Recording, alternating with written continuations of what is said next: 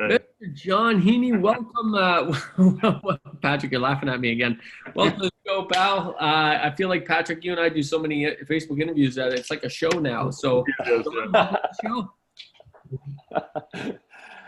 show. Patrick, how are you? I'm awesome, man. I'm terrific. And John Heaney, Toronto. You're sitting in somewhere near Toronto. You're not in Toronto. Yeah, about an hour and a half in a little town called Ingersoll, Ontario. He's in a dairy farm. Like there's a dairy cow just outside his window. I bet you right now. If you listen carefully, you'll hear the mooing in the background. So between your dairy cows and Roos, who's the rooster that lives beside Patrick, you know, we can have like a little orchestra going, you know, get a little bit of Roos, a little bit of Moo. We'll call you Old McDonald, JG. How's that? I can't contribute that. I'm just, you know, I'm in Peterborough, so I can't really contribute too much. I mean, I'll open my window and get some traffic maybe. Right. Although I'm always near a work site because of our real estate business. I'm always either developing or something. So I can open the window. We can hear some cranes. We can hear an excavator maybe, you know, a chainsaw, you know, that kind of thing. Do it all. Okay, so we're here talking about Vancouver Acre. John Heaney, guest speaker, capital kind of raising capital expert, joint venture expert. You've had an amazing journey over a number of years. A former RAIN member who went away after learning a bunch of stuff, kicked what you've learned into gear, expanded on what you've learned, and then now you're back. I call that the RAIN way. You know, people join RAIN as a member, they make a boatload of money, they become very wealthy, they go away, then they say, you know, I gotta help, I gotta contribute. I was given so much, I gotta come back. And that's what happened to John. That's what happens to so many of us. What happened to you, Patrick, what happened to me. So but the topic of conversation today, gents, is joint ventures. And quite frankly, it is probably the most, or if not the most, it's definitely top two in terms of most coveted topics at Acre, in terms of what the audiences want to hear. How do I use other people's money? How do I get joint venture partners? And John, you're going to cover this at Acre in Vancouver. We are. I think that's one of the most commonest things in my conversations in the RAIN room right now is just people who are stuck and people who are having trouble getting finances, getting ready to get to the next one. And joint ventures is the key. I think is the big, as you say, it's one of the hottest topics out there right now. A lot of people are really not struggling, but wanting to learn more about how to get that done to get to the next level. Now there is, I think, John, if memory serves, you've done about $20 million roughly in joint venture deals. So there's a lot of experience that comes here, Patrick. And I know, Patrick, you've watched RAIN members go through this cycle over the years in terms of start out, do a couple deals themselves, run into the financing wall, and require joint. Why is this important to you for RAIN members? Well, I think there's a couple components, and this is where John and you and I, John, have had a couple different conversations. But when we bump up against the financing wall or the lack of capital wall, there is a next level of understanding and learning, which is how do we raise capital? What do we do effectively?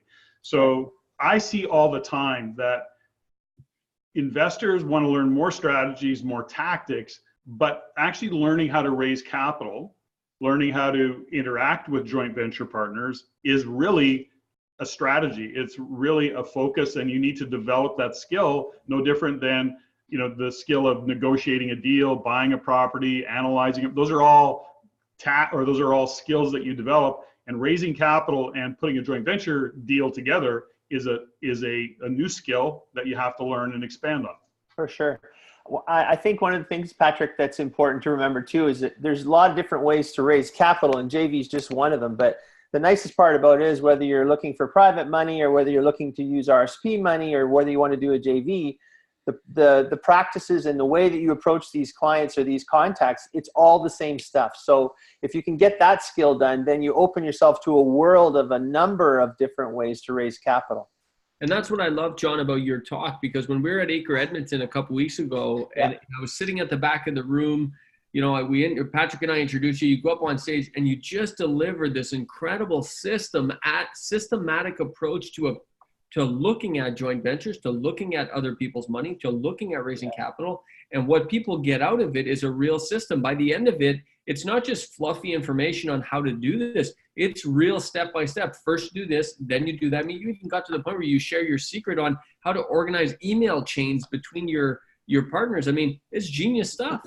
Well, there's a whole lot more to just getting JVs. I found, and one of the things I got really good at before I even got my first JV is to prepare yourself for it, right? And not only how you think about it, but some of the systems and the procedures and just the preparedness of before you go out and start looking for these guys. You have to be ready. And I think a lot of people, they get desperate and I got to get a JV. I got to do this right away. And they go and they start making these mistakes and wonder why they don't get any JV coming back or capital money coming back. And quite frankly, I think that's the way that's the mistake people make, is that they're not prepared. And that's what I want to come to Acre for, is to slow everybody down and just let's get ready for this and then make it successful. Now you're talking Patrick's language, slowing everybody down. Slow down. That's what happens when you're over 60, right, Patrick? That's right, exactly.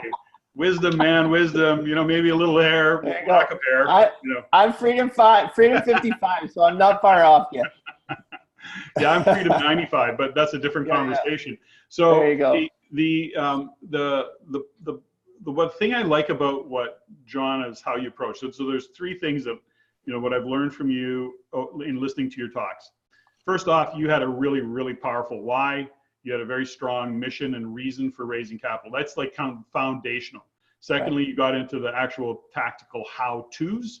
But then the other part of it was we talk, at RAIN, we talk a lot about the community, about the culture, about the education and what that does for you. You learned and you went to the next level of going, I want community, I want culture, I want education, but you actually did some private coaching. That was a part of your gig. So the point is that there's lots of ways to learn. There's lots of ways to take this on, but it all started with, I look at you and I go, listen, if a dairy farmer can do it from Ingersoll can do it, anybody can do it. But I also say that about me or JG. If I can do it or JG can do it, anybody can do it. Especially JG. Especially JG. Yeah. I mean, kid from from Timmins, what? So the point is, I love the way that you've structured it. Yeah. I love the kind of a pragmatic approach that you take to it, and that Acre, we get to bring all of the parts and pieces together to make it make sense for the audience. And you do a great job. There's such an advantage. Like, I did a lot of work studying it. RAIN was terrific for me for getting me prepared. But if I did it all over again, I'd like to have a coach even sooner, because really all you need to do in this game, Patrick, you need to find somebody who's doing what you do, who do it really, really well, who are active, and copy the wheel. Like, why do you need to learn it all over and reinvent it? It's just copying the wheel. Stand on the shoulder of giants. That's what it's all about, for sure. Well, and right now, gents, it is, and this is why Acre Vancouver is so critical, especially in the BC market, because it is a confusing time out there. We just finished an election. People are concerned. The Vancouver market, the BC market, where the hell is it? Every individual area there is going in a different direction. People can feel this tension. The debt to income ratios in the Vancouver and BC market are off the charts compared to the rest of the country, not considering downtown Toronto. So, I mean, there's a lot of confusion out there, and we're going to set the record straight on what people should be doing next, what action they should be taking, where they should be, what strategy they should be using, and where they should be investing at Acre Vancouver. And John, you're just one of the great keynote speakers who are going to help us do that. One other thing around this is that, everybody should know is that I want everybody to know is, John, you're there for the whole weekend. Yeah. So aside from being a keynote speaker, you're also available to have conversations with people. Otherwise, you'll be bored. So you really need to talk to people. Absolutely. That's the fun of it for me, is to get to the one-on-ones, for sure. Yeah, wonderful. That's great.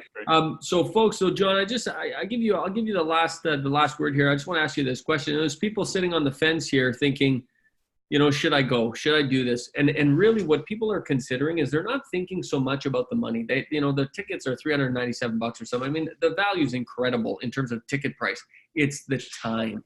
People are stretched for time today. So John, knowing what you know now, having done this now, you've been at this game for 10 years, doing what you've done, what do you tell people who's sitting on the fence thinking, oh man, dude, should I really take another weekend to go to Acre Vancouver, especially this event at this particular time? What do you say?